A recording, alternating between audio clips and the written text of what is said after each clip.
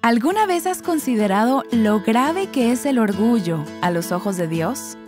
Dios se ofende más, a mi entender, por un espíritu altivo, por un porte altanero, ojos arrogantes y un espíritu indomable, que por el sodomita, la prostituta, el adúltero, el asesino o la que comete aborto. Porque con frecuencia esas personas que están tan envueltas en los pecados de la carne saben que son pecadoras. Pero aquellos de nosotros que somos como este hermano mayor, líderes respetables, fariseos, aquellos que lo tienen todo en orden y bajo control, a veces se les dificulta reconocer la verdadera necesidad que tienen en sus corazones. Estás escuchando Aviva Nuestros Corazones con Nancy DeMoss Wolgemuth, coautora de En Busca de Dios, en la voz de Patricia de Saladín. Hoy, 25 de junio de 2025.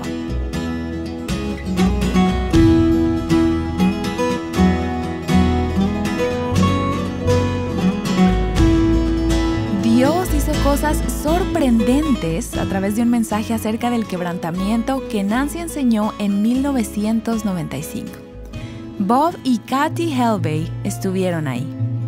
Ella comenzó por listar las maneras como el orgullo se manifiesta en una persona, seguido de las actitudes opuestas, actitudes que reflejan una persona que ha sido quebrantada. La diferencia entre ambas era abismal. Fue como si me quitaran la neblina que tenía delante de los ojos y a la vez me dieran la oportunidad de ser honesto conmigo mismo acerca del tipo de persona que yo realmente era. Las personas orgullosas tienen la idea en su subconsciente de es un privilegio para este ministerio el tenerme a mí y a mis dones. Acomodándome en la silla y para mi vergüenza, empecé a pensar con cierta presunción, bueno, esa no soy yo, puedo descartarlo. No soy esa persona, tampoco aquella. Bueno, posiblemente aquella otra, quizás, pero a medida que la lista avanzaba, algo pasó dentro de mí. Empecé a ser honesta conmigo misma y me fueron develadas circunstancias de mi vida sentada en aquella silla. Empecé a pensar, ay no, sí, ay sí soy eso, sí, le he hecho aquello, ay sí, esa soy yo. Las personas orgullosas son defensivas ante la crítica, pero las que han sido quebrantadas reciben las críticas con humildad y con apertura de espíritu. A medida que ella seguía leyendo, recuerdo haberme sentido devastada. Uno tras otro. Debieron haber sido 30, 35 o 40. 40 ejemplos que ponen de manifiesto una persona orgullosa. Tuve que ser honesta y pensar, ¿sabes qué? Me veo en casi todos esos ejemplos, pero yo no quiero ser así. Quiero estar del otro lado, del lado donde comienza el quebrantamiento. Bob y Kathy Helbey, así como la mayoría de los que estuvieron presentes en aquella reunión en 1995, empezaron a entender que el avivamiento personal comienza con la humildad y el quebrantamiento. Después del mensaje de Nancy aquel día, siguieron días de confesiones públicas, dolor y convicción por causa del pecado. Muchas de nuestras oyentes han tenido una experiencia similar a medida que avanzan en el estudio En Busca de Dios, el gozo de un avivamiento en la relación personal con Dios. Al terminar la primera lección, una oyente nos escribió: ya estudié la primera semana de En Busca de Dios y la verdad que fue muy confrontador. Me reta a renunciar a mí misma y a buscar a Dios de verdad de todo corazón, a no ser mediocre y a renunciar a lo que tenga que renunciar para ser una mujer que viva realmente en plenitud en Cristo. Y luego de citar Jeremías capítulo 25, versículos 3 al 6, resaltando los versículos que dicen: vuélvanse ahora cada uno de su camino y de la maldad de sus obras, no vayan tras otros dioses para servirles o postrarse ante ellos. Esta mujer continúa diciendo: una de las características del avivamiento para una iglesia es reconocer su pecado, arrepentirse, dar esa vuelta en U y regresar a Jesús, quien es el único y verdadero camino al Padre. Dios es poderoso para responder oraciones y estos estudios están reformando nuestras vidas. Su palabra es contracorriente y ha sido como un fuego. En lo personal me ha mostrado muchas áreas en las que necesito rendirme al Señor. Quería compartir esto y animar a que nos sigan trayendo este mensaje, que no cesen de hacerlo, que perseveren como Jeremías para que más mujeres experimenten la gracia y el perdón de Dios. Amén. Es nuestro deseo continuar llamando a muchas mujeres más a libertad, plenitud y abundancia en Cristo. El día de hoy nos encontramos en la segunda semana del estudio titulado En busca de Dios. Nancy nos ha estado hablando acerca de la humildad. Ella la considera como un prerequisito para un avivamiento. Y este es un buen momento para que escuchemos un mensaje sobre la humildad que ella enseñó en 1995 y a través del cual muchas vidas fueron transformadas. Somos tentados a pensar en el avivamiento como un tiempo principalmente de felicidad, bendición, plenitud, entusiasmo, asombro y sobreabundancia. Y en su momento lo será. Queremos un avivamiento sin dolor. Queremos un avivamiento que nos haga reír, por así decir. Pero los caminos de Dios muestran que el camino hacia arriba es hacia abajo. Un líder del avivamiento de Borneo en 1973 nos lo recuerda. Los avivamientos no empiezan con alegría y con todo el mundo pasándola bien. Empiezan con un corazón roto y contrito. Como puedes ver, no nos encontraremos con Dios en un avivamiento hasta haberlo conocido en medio del quebrantamiento. La epístola de Santiago nos recuerda en el capítulo 4, versículo 8, acercaos a Dios y Él se acercará a vosotros. Pero hay un proceso. Primero limpiad vuestras manos, pecadores y vosotros de doble ánimo, purificad vuestros corazones. Límpiense sus manos, pecadores, purifiquen sus corazones, gente de doble ánimo. Sean quebrantadas, lamentense y lloren. Dejen que su risa se torne en llanto y vuestro gozo en tristeza. Primero humillaos en la presencia del Señor y luego Él las exaltará. Ahora, hay algunas a quienes no les interesa mucho pensar en el quebrantamiento y pienso que quizás se deba a que tenemos un concepto erróneo de lo que éste realmente significa. Nuestra idea del quebrantamiento y la idea que Dios tiene de éste pueden ser muy diferentes. Tenemos la tendencia, por ejemplo, de pensar que el estar quebrantada implica estar triste, melancólica y abatida, nunca sonriendo, nunca riendo o siendo mórbidamente introspectivas al tratar de desenterrar nuevos pecados para confesar. Algunas entienden el quebrantamiento como una especie de falsa humildad en la que continuamente nos estamos echando a menos. Para otras, la palabra quebrantada evoca imágenes profundamente emotivas y el derramamiento de muchas lágrimas. Quiero decirles esta mañana que pueden derramarse muchas lágrimas sin que haya quebrantamiento.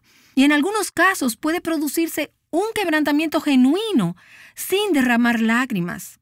Hay otras que relacionan el quebrantamiento con circunstancias profundamente dolorosas en sus vidas.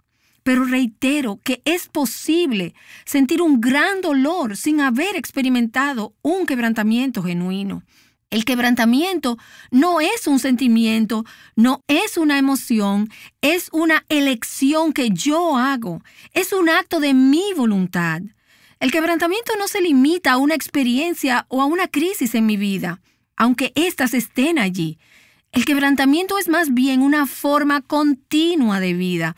Es un estilo de vida en el que me pongo de acuerdo con Dios sobre la verdadera condición de mi corazón y de mi vida, sobre la manera como Él la ve. Es un estilo de vida en el que le rindo incondicionalmente la totalidad de mi voluntad a Dios. Es un estilo de vida en el que digo, sí, Señor, que se haga tu voluntad y no la mía. El quebrantamiento es un estilo de vida en el que se responde con humildad y obediencia a la convicción del Espíritu de Dios y a la convicción de su palabra. Como su convicción es continua, así también debe ser mi quebrantamiento. Hay magníficas ilustraciones de personas quebrantadas en las Escrituras. Y frecuentemente esas ilustraciones son contrastadas con las vidas de personas que no lo fueron.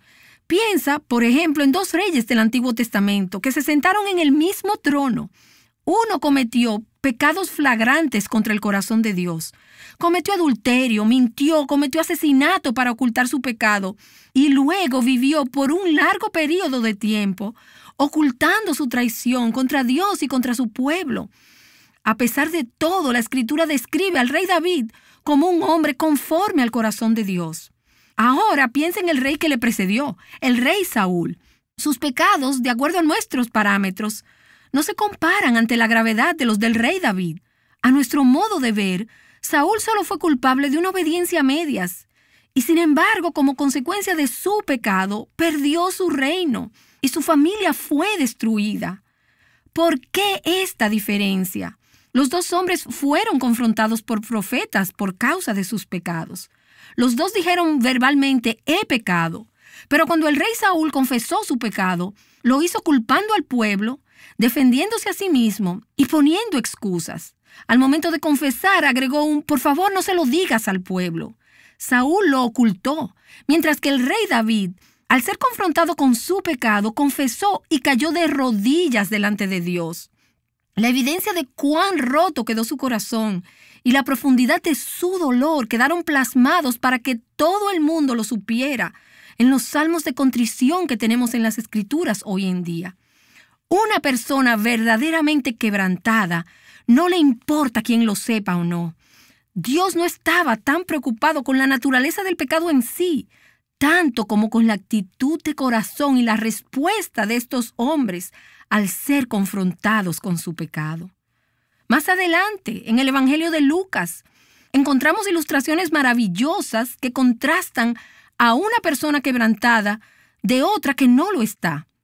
Recuerda la parábola de Jesús, en la que habla a aquellos quienes, confiados en su propia rectitud, miran por encima del hombro a todos los demás.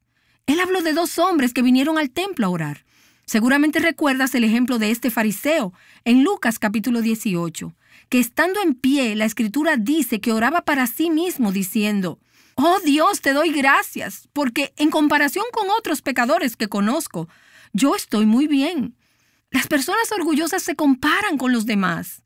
Allí, a su lado, estaba un pobre cobrador de impuestos, del que nadie quería saber, que no podía ni levantar sus ojos al cielo, y que al ser confrontado por la santidad de Dios, se daba golpes al pecho, al tiempo que decía, «Ay Dios, lo único que puedo pedirte es que tengas piedad porque soy un pecador». ¿Ves la diferencia? Él rehusó justificarse y prefirió justificar a Dios. En Lucas capítulo 7, leemos la historia de cuando Jesús fue invitado a cenar a casa de Simón el fariseo. La Escritura nos habla de una mujer que al escuchar que Jesús estaba allí, fue y entró sin haber sido invitada. Esta mujer era bien conocida en todo el pueblo por su mala reputación y la forma pecaminosa como vivía. Y entró a la casa y llevando en las manos un frasco de alabastro que contenía perfume, fue inmediatamente a los pies de Jesús, quien estaba reclinado para cenar. Y la Escritura dice que poniéndose detrás de él, a sus pies, llorando. Notarás que todo lo que esta mujer hizo, lo hizo a los pies de Jesús. Ella se paró allí detrás de él, llorando, vivo retrato del arrepentimiento y del quebrantamiento que ya sentía en su corazón desde antes de entrar en aquella casa. Y al empezar a derramar sus lágrimas sobre los pies de Jesús, ella se postró para secarlos con sus cabellos. Un reflejo del perdón que ella misma había experimentado cuando Jesús limpió su corazón pecador.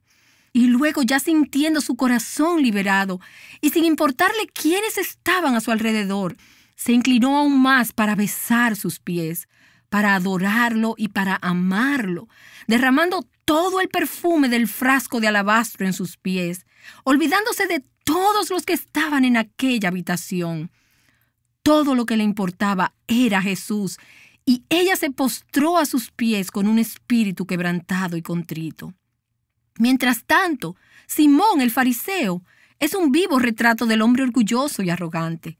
Se incomoda con todo lo que está sucediendo y dice para sí, si este fuera profeta, sabría quién y qué clase de mujer es la que le está tocando, que es una pecadora. Cuando de hecho Jesús no solo sabía la clase de mujer que era, sino que también sabía qué clase de pecador era él. Jesús le habló, como recordarán, y le dijo, Simón, tengo algo que decirte. Y él le contestó, di, maestro. A lo que Jesús le respondió con esta historia. Cierto prestamista tenía 2 deudores. Uno le debía mucho dinero y el otro una cantidad insignificante. Ninguno de los 2 podía pagarle, por lo que el prestamista les perdonó la deuda. Habiendo dicho esto, Jesús le pregunta a Simón, ¿cuál de ellos le amará más? Y Simón contestó, supongo que al que se le perdonó la deuda más grande. Jesús le dijo, has juzgado correctamente, pero hay algo que no has entendido sobre mí. Y volviéndose a la mujer, le dijo a Simón, ¿ves esta mujer? Yo entré a tu casa y no me diste agua para los pies, una cortesía muy común de la época, pero ella ha regado mis pies con sus lágrimas y los ha secado con sus cabellos. Simón, no me diste beso, que era una forma usual de saludarse, pero ella, desde que entré, no ha cesado de besar mis pies. No ungiste mi cabeza con aceite, pero ella ungió mis pies con perfume. Por lo cual te digo que sus pecados, que son muchos, han sido perdonados porque amó mucho, pero a quien poco se le perdona, poco ama. ¿Supones que Simón tenía que ser perdonado por menos que esta mujer de la calle? No lo creo. Los 2 eran pecadores. La única diferencia era que ella sabía que lo era. Y Simón, en la ceguera y en el orgullo de su corazón, no podía verse como un pecador necesitado. Y una ilustración más del Evangelio de Lucas. En el capítulo 15, Jesús dio 3 parábolas. Habló primero de la oveja perdida, luego de la moneda perdida y por último del hijo pródigo. Él contó cómo de 2 hermanos, el más joven, poseedor de un corazón orgulloso, rebelde, terco y perverso, tomó su parte de la herencia y se fue a una tierra lejana para gastarlo todo en una vida desenfrenada. Pero después de haberlo dilapidado todo, empezó a verse necesitado. A menudo nuestra necesidad es la que nos lleva al camino del quebrantamiento y del arrepentimiento. Ahora, siendo pobre e indigente, este joven, dice la Escritura, que se quebrantó. En medio de su quebrantamiento pudo reaccionar, volvió en sí y admitió con toda honestidad su verdadera condición. Él dijo, me levantaré e iré a mi padre.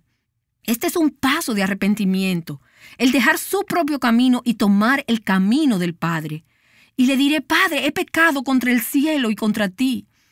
Fue a su padre con determinación y a pesar de que el padre no le dio la oportunidad de hablar, le dijo, ya no soy digno de ser llamado hijo tuyo, hazme como a uno de tus trabajadores. Esa es la actitud, la humildad de corazón de alguien que ha sido quebrantado. Y ya sabes cómo el padre recibió a su hijo y lo abrazó. El corazón de Dios, Padre, anhela, le da la bienvenida y abraza a pecadores que se acercan con corazones quebrantados.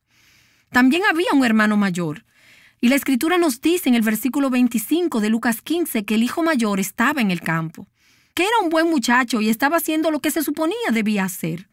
Aquí tenemos al hijo fiel y trabajador, laborando en el campo. Se acerca a la casa y oye música y baile. Y en lugar de ir a la fuente para ver lo que estaba pasando en realidad, se dirige a un sirviente y le pregunta, ¿qué pasa? El sirviente le cuenta los hechos, pero no la verdad.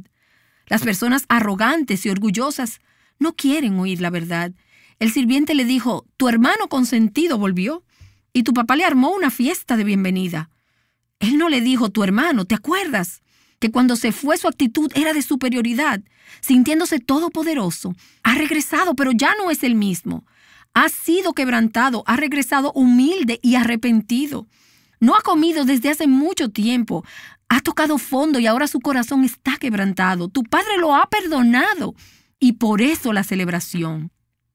El padre, al enterarse de la ira del hermano mayor, se fue de la fiesta. Y me han dicho que en una familia judía, cuando el padre se va, hay que parar la fiesta en lo que se resuelve el problema. En este caso, el asunto con el hijo orgulloso y altivo. ¿No les suena parecido a los ministerios, iglesias y congregaciones de hoy en día? No hay celebración ni gozo, porque tienen que lidiar con toda esta gente orgullosa, altiva, airada y resentida. Dios se ofende más, a mi entender, por un espíritu altivo, por un porte altanero, ojos arrogantes y un espíritu indomable, que por el sodomita, la prostituta, el adúltero, el asesino o la que comete aborto. Porque con frecuencia esas personas que están tan envueltas en los pecados de la carne saben que son pecadoras. Pero aquellos de nosotros que somos como este hermano mayor, líderes respetables, fariseos, aquellos que lo tienen todo en orden y bajo control, a veces se les dificulta reconocer la verdadera necesidad que tienen en sus corazones. En las últimas semanas he encontrado que Dios está escudriñando mi propio corazón. Y he acudido a Él muchas veces y le he dicho, oh Señor, enséñame lo que significa ser una persona quebrantada, a llevar un estilo de vida de quebrantamiento. ¿Cuáles son algunas de las características y evidencias de un espíritu orgulloso y rebelde? Y voy a compartir con ustedes algunas que me han llegado al corazón mientras buscaba al Señor con relación a esto. Las personas orgullosas se enfocan en los fracasos de otros, mientras la gente quebrantada se siente abrumada con sus propias necesidades espirituales. Las personas orgullosas tienen autorrectitud, tienen un espíritu crítico que busca las faltas en los demás. Miran las fallas de los demás bajo un microscopio, pero las propias con un telescopio. La gente quebrantada es compasiva, puede perdonar porque sabe lo mucho que le ha sido perdonado. Piensa lo mejor de los demás y los estima más que a ellos mismos. Las personas orgullosas tienen la necesidad de probar que están en lo correcto, mientras que las quebrantadas están dispuestas a ceder ese derecho a estar en lo correcto. Las personas orgullosas protegen su tiempo, sus derechos y su reputación. La quebrantada se niega a sí misma.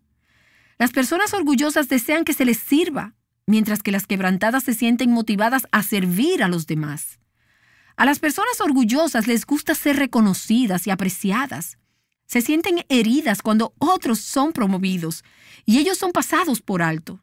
La gente quebrantada, en cambio, está consciente de su falta de mérito. Se siente emocionada si Dios la usa en algún ministerio. Están deseosos de que otros obtengan el crédito y se regocijan cuando otros son exaltados. Las personas orgullosas tienen la idea en su subconsciente de que es un privilegio para este ministerio el tenerme a mí, a mis dones. La gente quebrantada tiene en su corazón una actitud que reconoce que no merece ser parte del ministerio. Y la noción de que no tiene nada que ofrecerle a Dios excepto la vida de Jesucristo fluyendo a través de sus vidas quebrantadas. Las personas orgullosas se sienten confiadas de lo mucho que saben, pero las quebrantadas son humildes en reconocer cuánto les falta por aprender. Las personas orgullosas están muy conscientes de sí mismas, mientras que la gente quebrantada no se preocupa por su persona en lo absoluto. Las personas orgullosas se apresuran a culpar a los demás, pero la gente quebrantada acepta la responsabilidad de sus acciones y puede identificar lo que hizo mal. Las personas orgullosas se ponen a la defensiva cuando son criticadas. En cambio, la quebrantada recibe la crítica con apertura de espíritu y humildad. Las personas orgullosas se preocupan por ser respetables, se preocupan por lo que piensan los demás y trabajan para proteger su imagen y su reputación. La quebrantada, en cambio, se preocupa por ser genuina. Lo que le interesa y le preocupa no es lo que los demás piensen, sino lo que Dios sabe de ellos. Esta gente está dispuesta a perder su propia reputación. Las personas orgullosas, cuando pecan, se aseguran de que nadie se entere. Su instinto es el de cubrir sus faltas, pero la gente quebrantada, cuando ha sido quebrantada, no le importa quién lo sepa ni quién se entere. Está dispuesta a quedar expuesta porque ya no tiene nada que perder. A las personas orgullosas se les hace difícil admitir que estaban equivocadas y pedir perdón. En cambio, la quebrantada admite rápidamente su falta y pide perdón cuando es necesario. Al confesar su pecado, las personas orgullosas tienden a hablar de generalidades, pero la quebrantada, bajo la convicción del Espíritu de Dios, reconoce faltas específicas. Las personas orgullosas se preocupan por las consecuencias de sus pecados, pero la gente quebrantada se aflige por la causa, la raíz del pecado. Las personas orgullosas sienten remordimiento por sus pecados y se lamentan cuando son descubiertos. La quebrantada se arrepiente genuinamente de su pecado y lo evidencia abandonándolo por completo. Cuando ocurre un malentendido o un conflicto, las personas orgullosas esperan a que el otro venga a pedir perdón, pero la quebrantada toma la iniciativa y busca la reconciliación, corre a la cruz, se esfuerza por llegar primero sin importar lo equivocado que puede estar el otro. Las personas orgullosas están ciegas y no ven la condición real de su corazón, pero la persona quebrantada camina en la luz. Las personas orgullosas no creen tener nada de qué arrepentirse, pero la quebrantada se da cuenta de que su corazón tiene que estar en continua actitud de arrepentimiento. Las personas orgullosas no creen que necesitan de un avivamiento, pero aseguran que todos los demás sí. Por el contrario, la gente quebrantada siente la necesidad de tener encuentros frescos con Dios y de mantener una llenura fresca de su espíritu en el corazón. ¿Has reconocido delante de Dios la verdadera condición de tu corazón y de tu vida? ¿Le has rendido toda tu voluntad? Recuerda hoy estas palabras. No nos encontraremos con Dios en un avivamiento hasta haberlo conocido en medio del quebrantamiento. Hoy Nancy DeMoss Wolgemuth te animó a reflexionar acerca de esto en la medida en que te guía hacia el gozo de un avivamiento personal en tu relación con Dios.